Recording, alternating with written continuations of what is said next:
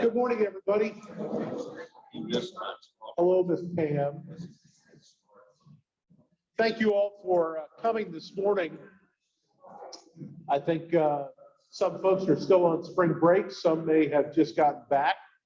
I invite you to go ahead and grab a cup of coffee if you like. Quick question. Does anyone know why, instead of a blazer, I'm wearing this sweater vest today? Does anyone know? In the Presbyterian liturgical calendar, it is Mr. Rogers Day. Fred Rogers was a Presbyterian minister, and so I have this on today. Isn't that fun? That's so fun. We are grateful that Kem Hinton has come today and last week. If you didn't get a chance to see his presentation last week on the temple, it is archived, so you can get that off our YouTube page. If you have questions about how to do that, email me, or better yet, email my assistant, Chris, in the office, and she can send that link to you. Looking ahead, next 2 Sundays, Jim Womack, who used to be the arts professor at Montgomery Bell Academy, will be teaching on the frescoes of Giotto from the Scorvese Chapel in Padua, and they are exquisite. I really am very excited as we look during this Lenten season at some visual ways to think about our faith. And today, Kem is going to talk to us about where do they bury my Lord. Kem, welcome. Thank you. Okay, good morning. Okay, let's try this again. Good morning. Morning. Okay, good. Can everybody hear me okay? I know. So, yeah, first of all, thank you for having me back. This is a special treat to come here. By the way, your addition to your church is really nice. I particularly like this room over on the end there. The natural light is wonderful. I think Centric Architect did the expansion. Is that right? You might know. Well, who? Steve Dick. Rick. Yeah, that's right. That's right. Street Dixon Rick. Yeah, very talented firm. Good friends too. Well, let's see. Now, not everybody was here last week. What I'm going to do, I'm going to make sure I use the clicker and we don't have any wild thing that happened. Let's see if this works. Yeah, it does. Okay. What I talked about last week was the Temple Mount. And the reason I'm sort of bringing that back up is kind of a refresher. And there's no test after this presentation. You can scare any group of people, any age, from seniors to 4th graders, by saying there's going to be a test at the end. There's no test at the end. Well, maybe a few questions.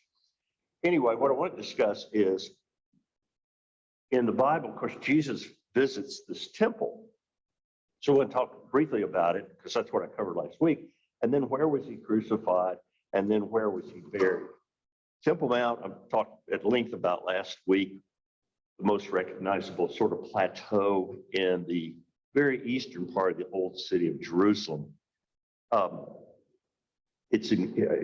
is a site that is very special to particularly Muslims, but also to Jews. Is it okay?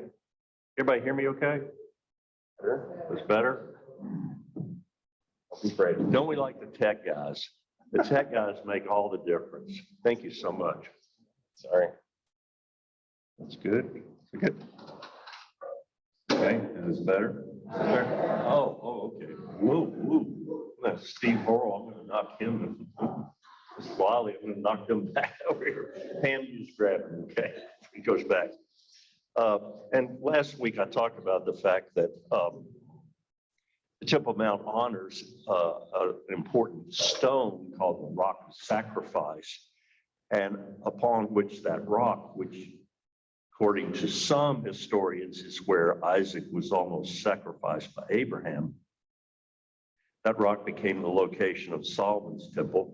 This is Solomon's temple, which was built and then destroyed by the Babylonians.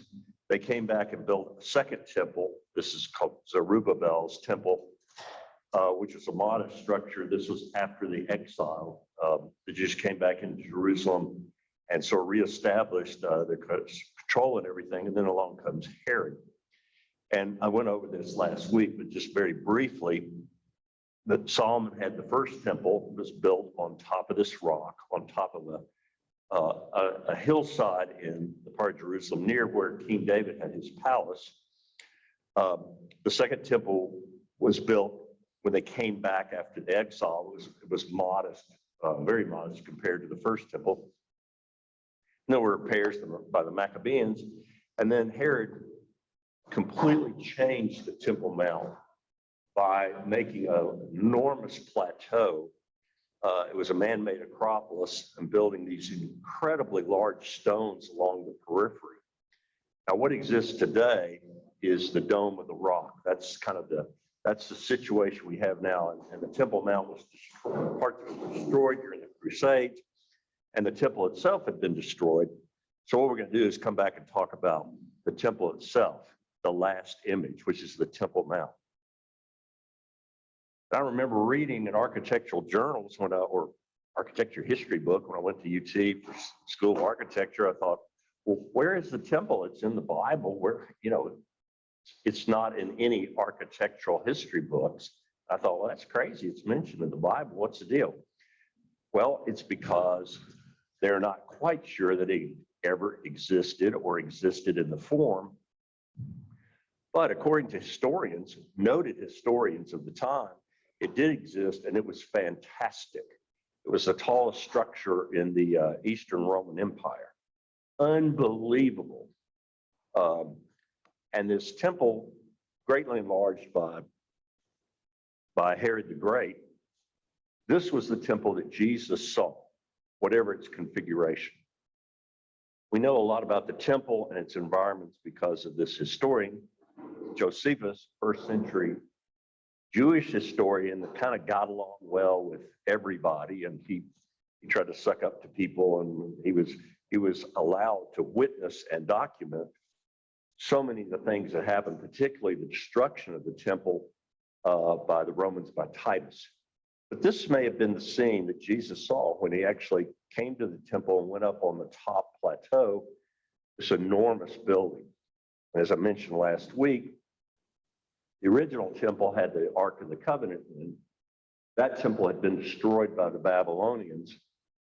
So the temple that was rebuilt had sort of two chambers, the outer chamber that you see sort of this area, and then this inner chamber. And that was built over the rock, the sacred rock of sacrifice, upon which the Dome of the Rock, the Islamic shrine, is built. We're gonna switch this out. We're having all sorts of fun today. Again, the tech people are the most important people here, because if I screw up, every day. And I think I pressed the wrong button last week anyway, but the temple's documented on things like this, Roman coins of the era. So it obviously, something existed there, something existed with great prominence, maybe with 4 large columns or pilasters or something on the front, but certainly something was there. So we go to Jesus' time. Jesus visit. I'm sorry, got a little frog. This is because University of Tennessee lost last night in basketball. What are you waving? What's wrong, Steve? Yeah, sorry. And Jesus comes to the temple, and of course, great, celebration. He's entered the city, and he's going to enter the temple. And this may have been what he first encountered. This is the south wall of the Temple Mount. You could see the enormous temple on the plateau, but this south wall is where, and there are sort of these elaborate steps and walkways, and actually fragments of that arch. There's a big arch there. Fragments of these things still exist on the site. So these renditions could be very accurate. This could have been exactly what was there. on top of the plateau on the edge was this great long hallway, and then steps at the bottom here where you go in the underside of the Temple Mount. The underside, and this is just the south wall. And remember I mentioned the arch. Part of that arch still exists and is stuck on the side of the Temple Mount. And I tell you about the architectural adventure about getting almost arrested. Remember, I told you that? That was along this wall. I walked over here late at night and then walked along the eastern wall. We're not going to talk about that today, but that was quite an adventure for me because I almost got arrested. So this is the south wall now. Dome of the Rock is here, and since the Islamic folks took power over the Temple Mount, they also built a large mosque, and this is called the Albasco Mosque. And when I toured this with my Jewish guide, we went to this area, and that is this area where they have these three openings. And my Zionist guide, who was a wonderful guy, Nate Zittimer was his name. He basically said, this is probably where Jesus spoke to people. It was outside the temple and these steps, and it was very common for people to give discussions or for people to preach upon these steps. Of course, the openings have all been walled up, and a lot of this construction of the Temple Mount is not original. It was rebuilt by the Crusades or at different times. So we're talking about antiquities that were torn down, or earthquakes, or fires, or destruction. Just a lot of things happen. Of course, Jesus is not happy with the situation because of the money changers. And as they leave the temple area, Jesus basically said, you know, his disciples are they're just so impressed. I mean, look at these buildings, they're just fabulous. And he said, well, you know, they're all going to come down. An incredible prediction of something that happened about 70 years later. Of course, Jesus is sentenced to be crucified by Pilate. He has to carry his cross. And he's buried. Where is he buried? It's likely that he may have been buried on, I talked about that's the south wall. This is the eastern wall facing the Mount of Olives, the big temple. But this view below is the other side. So this is the western side of the temple.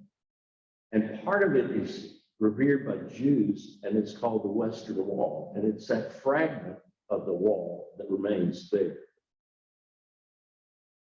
Was Jesus buried here? He was most likely buried outside of what would have been the walls of the city because, you know, they basically hung people up and then buried them, so it was outside. This incredible quote happened, though, in the Bible, where the moment Jesus died, the curtain in the temple, the curtain sort of protected the outside chamber and the inside chamber, that curtain fell apart. It's very symbolic because it's almost like Jesus, when he died, all of us now had access to sort of the sacred area, or we're all kind of equal. This division with this curtain that basically didn't really hide anything. Originally, it had hidden the Ark of the Covenant. The Ark of the Covenant was in Solomon's temple here, back when Solomon's temple existed. Solomon's temple is gone, but it's still kind of a sacred place. And they only let, high priests in there. When Jesus died, that curtain's gone. It's like we all have access. We all have access to the Lord. Of course, what do they do with Jesus' body? It's a terrible time. Joseph of Arimathea, I think that's how it's pronounced. Did I get that right? Did I get that pronunciation right? He basically asked, and this is in one of the Gospels, he asked for the body. And there's a story, it's kind of a myth, that he was at the crucifixion and he had in his hands the cup that Jesus had used during the Last Supper, and that he got near the cross and caught blood in that cup. And that's what then made this chalice super important. Of course, it had already been important because it was what Jesus used during the Last Supper, was the cup. Of course, that's now called the Holy Grail. I love this image of it, the Holy Grail, whether it was glass or it was metal or it was wood, we don't know. But in this scene, you know, Jesus is basically holding that and looking at us, and John is to his right. And guess who's to his left? Who is that? That is the bad guy. That's Judas. And you just look at his look on his face like, I really messed up. I really messed up. And he really did mess up. Of course, there's some fun in this popular culture in that, you know, remember this movie, Raiders of the Lost, the other movie about the Holy Land. And you remember the scene where the guy, I don't know how many people saw this movie? You remember this movie? Okay, so most everybody, you know, this guy picks up the holy chalice and he dips it in the water and he drinks it, and what happens? He like crumbles, dies this terrible death, and the monk that's in there said he chose poorly. And of course, Harrison Ford, being the smart guy, picks up a wooden thing, and then, you know, the end of the story, you'll have to see the movie. But what did they do with the carrying Jesus? And another popular story was what the robe that actually was around Jesus, his robe before he was crucified, and came out of this movie, which I saw when I was a little kid. It was a marvelous movie with Richard Burton in it. Of course, they're all gambling. When Jesus is being crucified, they're gambling on his robe. And then, you know, later he realizes that this is very sacred and he'd done a terrible thing. And later he gets to meet, I believe it was Peter he met. Of course, he's saved and everything, even though I think they portray him facing Caligula or one of the Roman emperors, and he just basically said, you know, I'm fine, and he's been killed. So what did they do with Jesus' body and the depictions of him being prepared to be buried? In this scene, he's being prepared to be buried in this tomb. In the 1970s, I had a subscription to Esquire, and I remember they had this article in there, "Were you there when they photographed my Lord?" And they were showing this, and this is the Shroud of Turin. I don't know if you've heard of it. The rumor is that this shroud, this next image is of the entire shroud. It's a long piece of linen, and this is now the X-ray version of it, and that is Jesus' image on the shroud. It's pretty compelling because you know, the figure makes sense, the kind of age makes sense. I think they did some, and of course it's in a little town, Turin in Italy, and later they did carbon, you know, the carbon testing, and then they figured that it was not quite as old as it would be, but nevertheless, where is the tomb? Where was he buried? Well, if you go to Jerusalem, what you encounter is this location. Temple Mount is this area here. When I talk about the western wall, that's here. This is the south wall that I described where Jesus may have lectured here. But there's a place known as Golgotha, and it's outside the original walls of the city. This area. This is a section that shows a landscape where there was a big hill and then kind of quarry and then a new tomb. That was the tomb that was given for Jesus' burial. And this outcropping rock that Jesus may have been crucified here and then buried here, not that far away. Remember I mentioned the Temple Mount, the view below, Golgotha. That may have been where he was crucified, up on this kind of rise, and then there's more area. Of course, early Christianity, very quickly, we got to remember, Christianity started growing, and it became you know, a big deal, and the word was spreading, and people were being converted. So Golgotha, a close-up of Golgotha shows this area sort of overview where the cross may have been, and and then this new tomb. So what was the tomb? Well, the tomb was kind of this,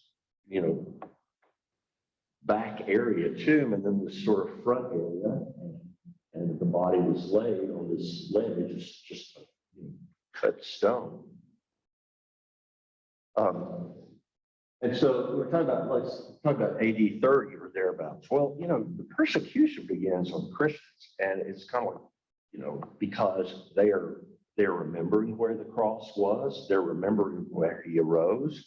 And so, there's persecution by the Jews, and persecution by the Romans, and there's persecution particularly by Nero, early terrible persecution in 54 AD up to 68, Nero blamed everybody for the fires of Rome. And so, he just takes it upon himself to torture and kill everybody that isn't, kind of following his way.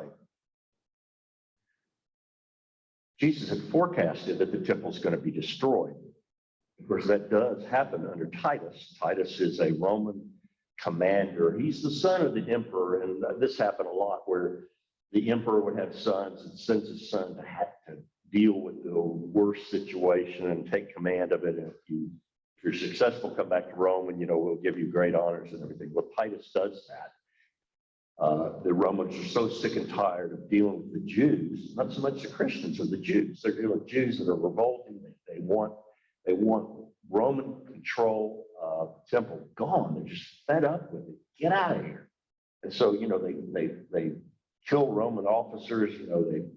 They're assassins attacking them, throwing hot oil on them, everything. Of course, finally the Romans were like, forget it. We're just gonna get rid of everything you cherish on the Temple Mount. And they attacked the Temple Mount. Of course, it's great, one of the most horrible days in the history for the Jews.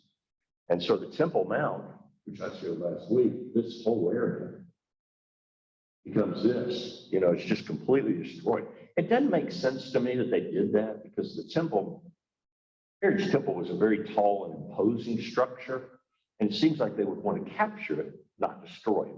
But obviously they did, and I mentioned this last week. Solomon's temple had been destroyed on the 9th day of the 11th month, 11. Herod's temple had been destroyed by the Romans on the 9th day of the 11th month. And there is a Jewish commemorative event for that. It's not a holiday, but it's remembering. And then, of course, what happened in the United States on the 11th day of the 9th month. I find that very ironic, spooky. Of course, Titus goes back to Rome. He's a big shot, and he has a great arch built in the Roman Forum named after him, and on the underside of it, and it's well preserved, is this depiction of where, the Romans went to Jerusalem under Titus. They really made sure that they fixed things.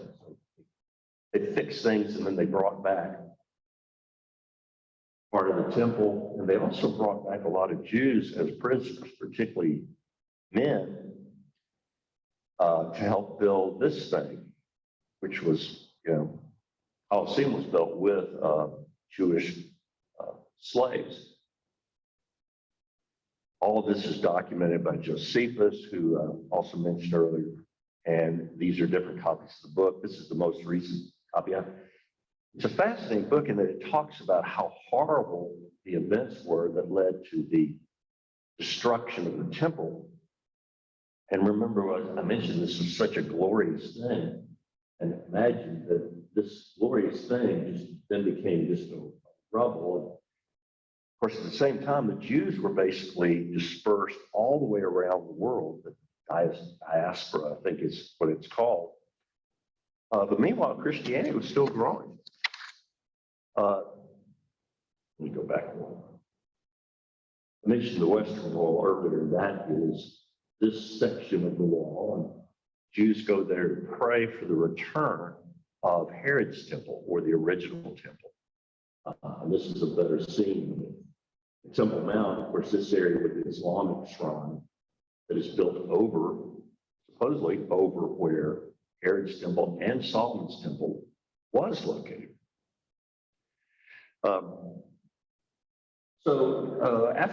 Even though the temple was destroyed and the Jews were dispersed, the Christians are now growing in force. They're becoming a powerful entity in this part of the Middle East. Along comes Hadrian. He's another big shot. Around this time, maybe a little later, a little earlier, the Gospels are being composed. And so this area where Jesus may have been buried is starting to become popular. Like, people are coming there, like, you got to go see this. That's the hillside where he was crucified. That's where he was buried. This is where he arose. And this religion is gaining great strength. It's mystical to some, and it's perplexing to the Romans. But for one thing, is people are going there. Now, Hadrian is like, well, we got to get rid of this. We got to fix this. People are going there. I mentioned the site. I mentioned what it might have been like. And it's this way. Well, Hadrian shows up. That's Golgotha with the two, perhaps the burial side, the site of crucifixion and the burial.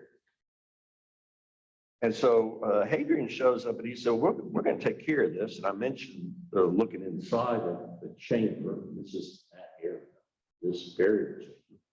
Hadrian shows up. And Hadrian's basically like, we're going to fix this. We're going to do two things.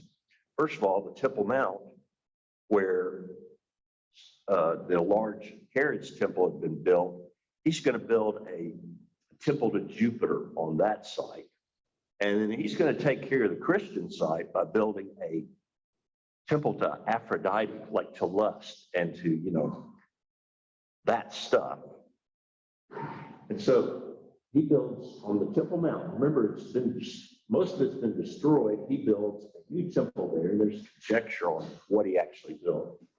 But then over here, where Jesus, where the Christians are coming, by the way, the Christians have no interest in the Temple Mount. They're like, forget it. We don't care about what the Jews did. We don't care about the Temple Mount as a Christian site. We don't care. Other than Jesus went there, it's not sacred to us. But where he was crucified and buried is sacred to us. So what does Hadrian does? Hadrian basically buries it. He covers it all up with stone and gravel, and he builds a temple to Venus, or would have been Venus or Aphrodite. And that's what he establishes there to get rid of. So Christians, don't come back here. There's nothing there. There's a temple to the love goddess. That's how it was repaired. And that took place in 135, and then along comes the great persecution of Christians, because Christianity is still building. It's still becoming a strong force, even though the Romans have tried to cleanse the sites and cleanse the Jewish site and cleanse the Christian site, like get rid of what they consider sacred. Eusebius, a historian, talks about this entire time, and then along comes Constantine. Constantine he's an emperor at the time. They had several emperors, but he basically has a vision one night before a famous battle, and he sees a cross in the sky and said, in this sign of this cross, you will conquer. And he basically accepts that as an inspiration and he wins the battle. He becomes Constantine the Great, one of the great emperors, but completely different than his predecessors. Now he's embracing Christians. He's basically saying they're okay. Of course, the Romans have just been persecuting Christians for so many years, for 300 years. He's basically like, stop that. They may have it all right. They may have it all right. Let's go with the Christian faith. It doesn't become the official religion until 380. But he basically, he says, this is what we're going to embrace. We're going to go with this. And so part of this is, well, it's based on this guy, Jesus, that lived in this place far away from Rome called Jerusalem. Well, what are we going to do? And basically, people are telling him, well, that's where he was buried, and that's where he was crucified and then later buried, and that's where Jesus was. So you need to do something about that. And so he establishes a different place for the Roman Empire, Constantinople. But his great act is to send his mom, Helena, to the Holy Land and find this thing. Where, you got to find this location. We know that Hadrian messed it up, and before that, they tore down the temple and everything. You got to find this place, and you got to find it and preserve it. Yes. Why did he send his mother?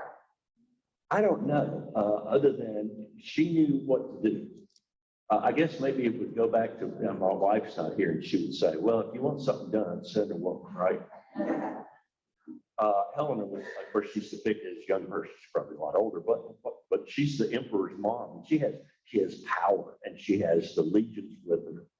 And of course, she goes there and discovers that, well, the Temple Mount, they had the temple that had been built by Hadrian, they had it destroyed because it's a pagan temple, and now the Roman Empire is, or the Romans are now embracing Christianity. So they got to find this place.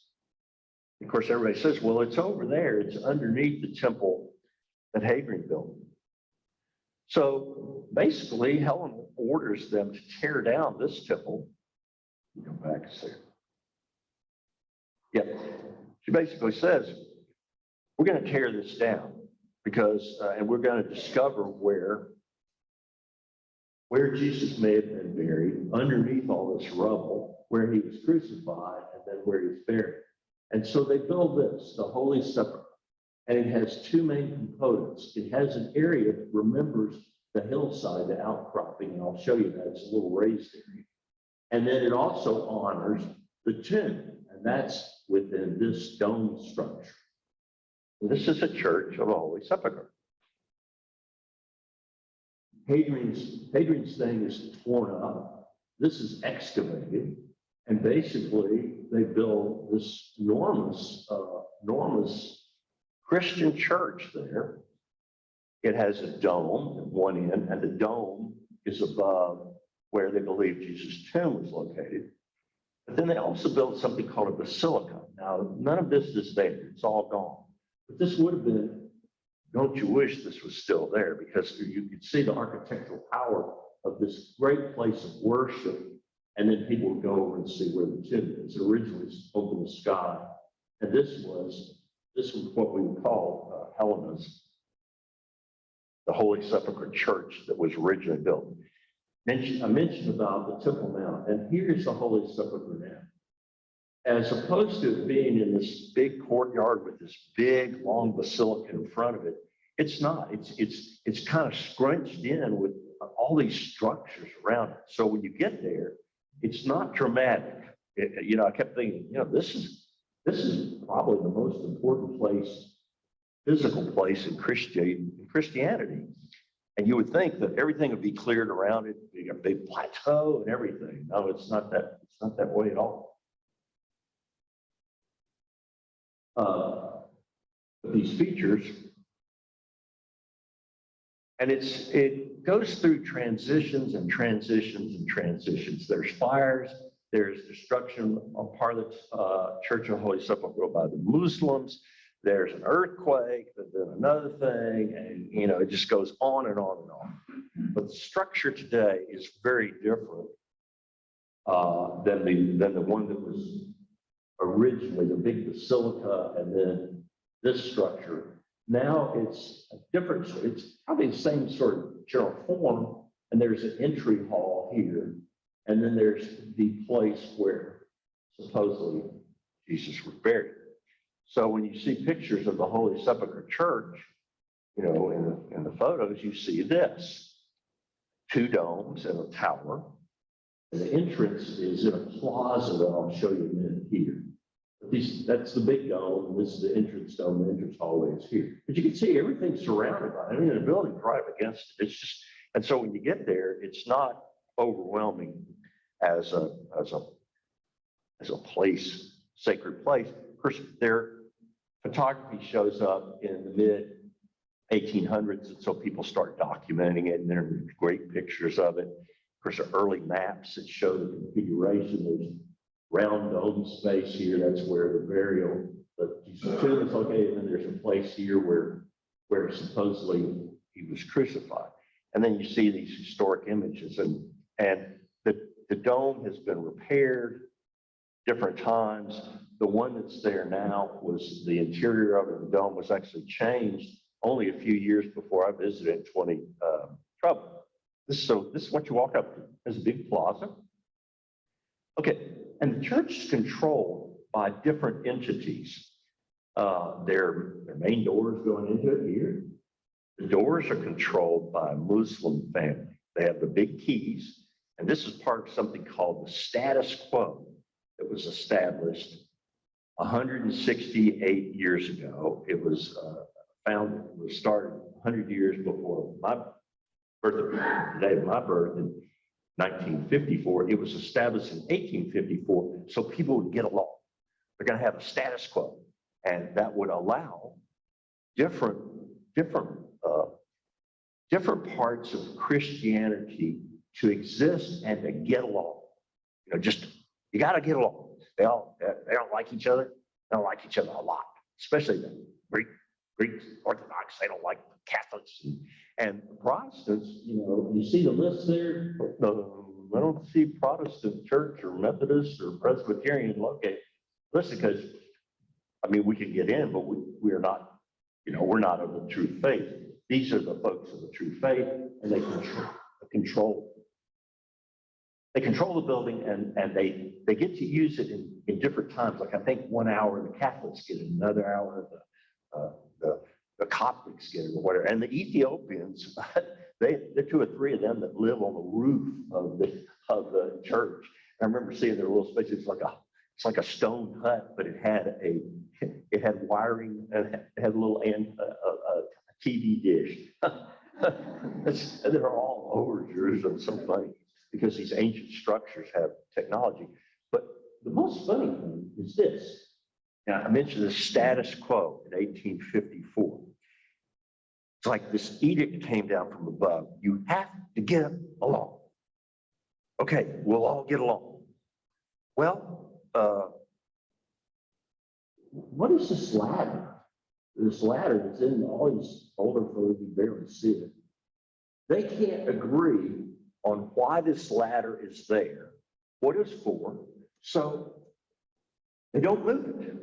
That ladder has been sitting there, right there, since 1854. That's 168 years ago, right? It's like you can't move it. Well, what's it there for? What? Can't move it. Who would decide to move it? And that'll just give you an idea of how unusual it is. Of course, in Jerusalem, you have these different Christian groups, and then you have the Muslims, and then you have the Jews. It's a bit overwhelming. So that is the entrance with the doors controlled by the Muslims, and there's the ladder sitting there. When you go into church, I talked about the return. This is the entrance where that door was located. The ladder is up above on this wall. You walk into the space. Of course, it's a glorious structure inside, even though I think its presence in the city is less than dramatic. There's a rock outcropping where Golgotha or Calvary, and then there's a place where the tomb is located. You walk in, this is what you encounter. It's a gorgeous church. Of course, if you look at the vaulting up above, that's very much a Gothic structure, which would have been much later than Helen. So, you know, immediately for architects, you walk in and go, okay, that was built after what, the 9th or 10th or 11th century or something. Immediately above is this incredible dome, one of the 2 domes that make the space incredible. When you're there, you're urged to walk up these steps. These steps take you up to a raised area. When you get to the raised area, there is a huge table there. And what people are doing is they're going down and looking down, and you look down and see this rock outcropping with a hole in it. And supposedly that's where Jesus' cross was placed into the earth. That's where it occurred. Of course, it's all, it's completely changed. I mean, incredible decoration, but You know, I was in a line and you can lean down there and look down at it. On the first floor is a place for the anointing of Jesus' body before they placed him in the tomb. And remember, I was talking about how there's this journey from the cross to the anointing of his body to taking him into the tomb. That's this incredible mosaic on one of the main walls. And they prepare to bury him, but this anointing table is one of the first things you see. Fort Plateau, of course, people are crying there. It's very emotive to go there. I mean, you know, it's just emotions are all, for me, it was just all over the map. The history, the meaning, and of course, the fact that I was there with Roman Catholic group, snuck in as a Catholic for that moment, and of course the Greek Orthodox are coming in, waving their big things with incense and singing and everything. You know, it's hard to take it all. That's the table, and then of course we come to this space, and that's this. This is the inside of the Church of the Holy Sepulchre, and what you're seeing is a structure that was built over where Jesus was supposedly buried. Let me go back and show you that there are other tombs here like this. It's kind of interesting. When I was there, I was kind of wandering around, wandered over, looked at these areas, and it's kind of spooky because it's like this. And of course, historians say that's proof this was a burial spot for many people, and that's, you know, they have these burial edges, you know, cut out of rough stone. I wandered around, looked at them, and kind of spooky because nobody asked me to stop. I mean, I walked in and kind of looking for it. They're dark, kind of spooky. When you're in the center space, you look up and there is this incredible opening at the top that is recent, that was put in the 1990s. Incredible dome. And then the tomb itself they're not exactly sure how old it is, but it has been completely restored. When I was there, they had these big steel and iron structures around the thing holding it together because they were afraid it was going to fall apart. And when I was there, that's really what I saw. They had protection around it, even though you can still get inside, as I'll show you in a second. But the protection around it was really, you know, worrisome. And so they finally decided to have it restored. And this took place after I was there. It took place in 2016 and 17. And I guess I bring that up because the history continues and they continue to find things there. So the story's not over. It's not over. So the structure itself, and I'll take you inside. Remember, I mentioned that there was a chamber and then a place for Jesus. You go in this chamber, and then you visit this spot. And this is, you know, there's lines of people who go out. I was at this space at 5 o'clock in the morning to get in. My Jewish guide said, if you want to get in, you got to be there really early. I was there right after they opened at 5 o'clock in the morning to go in, to actually go inside the space.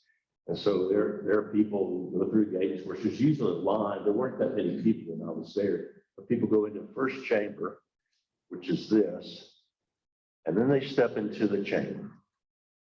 And this is a ledge, and that is the ledge that was supposedly a stone areas where Jesus' body was laid. You know, quite beautiful. When they had this massive restoration of what is called the structure, called the edicule. And part of it was a little bit controversial. They said, let's find out what's under that slab. We know Jesus is not there. So what is there? So they literally lifted, you know, it's a big deal, and lifted with the help of scholars and everything. I think this was done in October of 2016. That's right. And then they looked underneath. They found some debris there that determined some of the stones were from the 4th century. Well, that's the time that, you know, that's the time just barely after Helena started the church or the structure. So that all works out, historically. And, and this is documented, you can look this up, and then it was repaired, replaced, and that's the way it appears now. So the Church of the Holy Sepulchre, is that where he was buried? Maybe not. For those of you that have been to Jerusalem, you know that there's a competing location, and that's called the Garden Tomb. There's the Church of the Holy Sepulchre, which is a fair distance away, but there's another one, this area, the Garden Tomb. And some scholars say, he wasn't buried there, where you're showing. He was buried at a place called Golgotha, which means the skull, right? The skull, that's one of the translations. So there's the Temple Mount. The Church of the Holy Sepulchre is over here. We're looking to the north, and this is called the Garden Tomb. And then there's something called the Place of the Skull, Golgotha. Well, this is a view probably in the late 1800s, and off in the distance, you see this. Do you see the skull? Two eyes? And that's very compelling because maybe that's where he was crucified. Another picture from antiquity, and there's the skull. You can barely see it here. The skull face, that's this area, the place of the skull, and then the Garden Tomb, and it's on the side here. So, when you see this, you go, well, it looks pretty much like a skull to me, pretty creepy. And this is the way it looks now. You see the two eyes and everything, depending on who takes the photograph, is how much it looks like a skull. But then this simple tomb inside, and of course, particularly, I guess, in the 20th century, more people say, no. This has got to be, it doesn't make sense. That place, the Church of Holy Sepulchre, is too fancy. The place of crucifixion and the place of burial are too close together. They're not that far apart. And here they said, it makes more sense. Plus, you've got this rock outcropping that looks like a place of skull. So this is the real place. And if you go inside, there is a tomb and then a seated area, carved out where they would have laid the body. Color picture of it. And there's markings there that may have been from that time or maybe later. But this is, my cousin just got back from Jerusalem. And I asked her, did you go to the Garden Tomb? Because I didn't go when I went to Jerusalem in 2012. And she said, yes, we went. And she said, I think that's the place. So will we ever know? This Easter coming up, an event occurs in the Church of the Holy Sepulchre called the Holy Fire. And it is a place where they, have a candle that's lit supposedly beside the edicule inside the tomb, and then it comes out and people then join in the celebration of Easter. I'd like to go back, and I'd like to go back at Easter. Of course, getting a ticket in is hard. It's packed. But Steve Hoare ought to be able to get in though. Well, listen, folks, I have enjoyed this enormously. And as Easter arrives, you'll probably see this more in the news. It's an incredible place to visit. And I thank you so much for your attention. Thank you.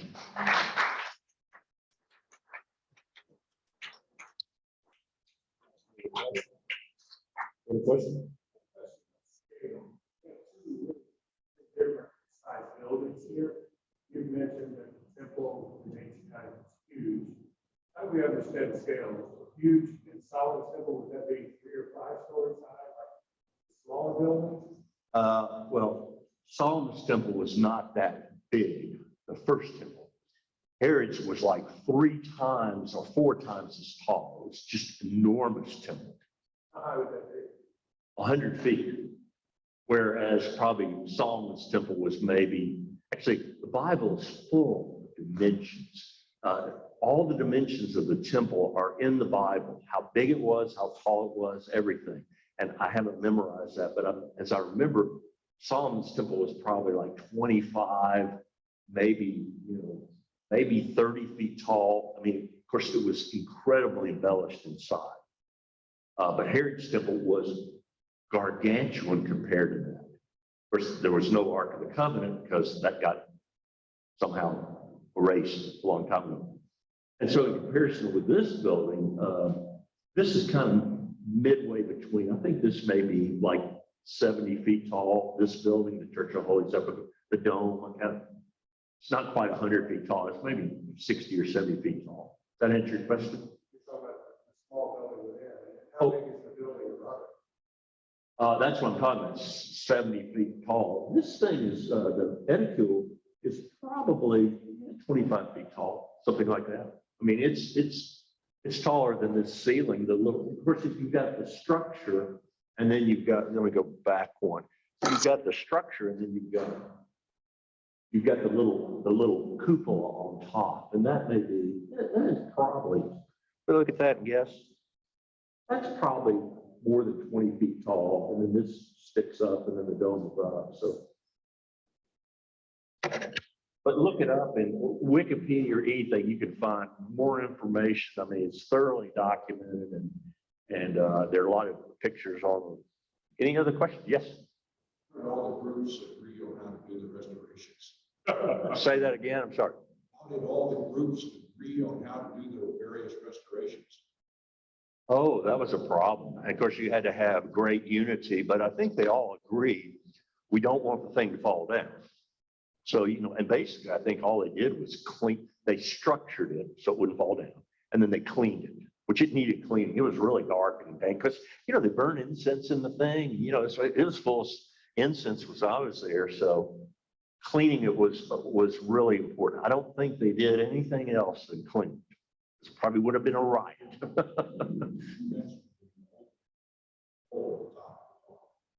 Yes. What? Did they have to agree to do that? Yeah, they did, and that's before I got there. So they agreed, and of course, it's a glorious dome. You know, I think they all agreed to make it. You got a good question. I'm not sure how they all agree, but apparently they did. And you know, you get in, you walk into the place, and the place is full most of the time. So I urge any of you, if you've not been to Jerusalem, it's worth a trip. Any other questions? A couple of our folks, I think, had talked about staying the night there. Talk about that, you guys. When we were there one day, we were walking around and found a niche where they had a column, and the priest had been walking by, and I don't know why I thought he spoke English, but I just said, "What is this?" He said, "Well, that's the stone where they tied Jesus when they whipped him to beat." We started talking about it. I realized he's from Cincinnati, and he was there before he was a Dominican. I think Franciscans that control it. He said, if you want to spend the night here, I can tell you who to talk to, but they'll lock in maybe up to 20 or 25 people a night. Because they lock the doors at some time, and they open them about 4 a.m. So where do you sleep? And he said, it's not on the step in this holy place. You spend the night. But so we didn't do that. He did say they opened the doors before him. So you mentioned, kind of mentioned to the group that there were like 4 or 5 hearty souls that we met in the lobby of the hotel. We walked down there, and all these packed streets of Jerusalem during the day. Completely empty. Completely empty. Yeah. When we get there, there was an Armenian service going on down at the base of the altar. But it was fantastic because the day before it's packed shoulder to shoulder. Yeah. But at 4:30 a.m., it's just empty. You can wander. There was another service going up that you mentioned where you reach your hand in and touch the Base of the cross. Yeah. There's a service up there as well. So it's the other jewel was not open. By the time we left, there was a Greek Orthodox service outside it, so you couldn't get into where Jesus was. But it was a remarkable experience. And if you go to Jerusalem, it's worth getting up in the morning and the early visit. Yeah, my Jewish guy said the same thing and said, if you want to get in, of course, he took me to the building, but he said, you know, if you want to get inside, you're going to have to be back here at 5 o'clock in the morning. Of course, I set the alarm and ran over there and snuck in with the Catholics. We, Kem, we were supposed to take a group originally, what was it, the fall of 20, and it got pushed to the fall of 21. and then got pushed to the spring of 22, and all of those went away. So Is it still gonna happen? I don't know when we're going to reschedule the Holy Land trip. We've got a Footsteps of Paul trip to Greece and Turkey in this coming October. So we just need to figure out when we can do that again. And another group went with us to the Holy Land. The Felches were on that. And we usually do Israel and Jordan. And went the to day Petra. we left to Jerusalem to go to, there's the worst snowstorm that had hit the Middle East in like 55 years. And we ended up being stuck in a beautiful resort on the Dead Sea, but we couldn't get down to Petra. It was heartbreaking. Other groups here have been to Petra, but on that trip, we couldn't get down because of the weather. I think we're gonna have to, well, we have a few more minutes if there are any more questions. You're letting me off. Anybody? Oh, by the way, there's no test. Ken, thank you so very much. Really Thank you great. for having me. Very welcome. Oh, you are so great to do this. It's amazing, the history of it, isn't it? I don't think I've made any big boo-boos. Let's see here. Just getting all this information together.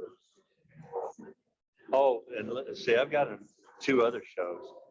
I've got one on the Holy Grail, which really tries to find out just all the stories, and particularly in the Middle Ages, all the Knights Templars and all that stuff. And then, but the other one you might like, because this is a room full of scholars, is where is the oldest Bible?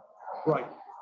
And it involves everything from the Dead Sea Scrolls to fragments, and it's interesting because remember, like, okay, where's the original book? Right. Yeah. We can see the Declaration of Independence. Where's the? Well, maybe we can get you back in October to do that. I'd love to do it. Keith, thank you so much.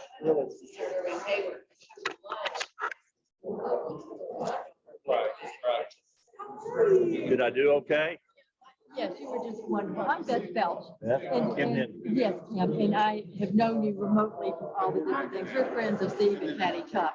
And we're actually with them yesterday at my brother's funeral, John Carruthers, and you may have met, anyway, he's. Your brother passed away? Yes. Was that unexpected? Yes, COVID.